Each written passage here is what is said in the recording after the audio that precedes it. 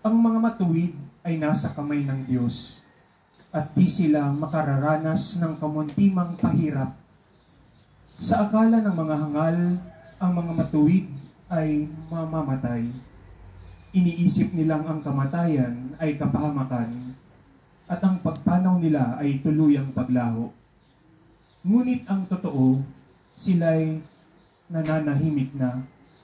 Bagamat sa tingin ng tao sila'y pinarurusahan, ngunit ang totoo, sila'y nasa buhay na walang hanggan.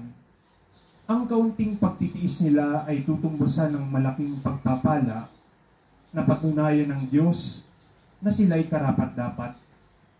Sila'y kanyang sinubok tulad ng ginto sa tunawan, kaya't sila'y tinanggap niyang parang handog na sinusunog. Pagdating ng Panginoon para gantimpalaan ng mga banal, magniningning silang parang ningas na nagliliyab na dayami. Sila ang mamamayani sa mga bansa sa daigdig, at ang Panginoon ang maghahari sa kanila magpakailanman. Amen.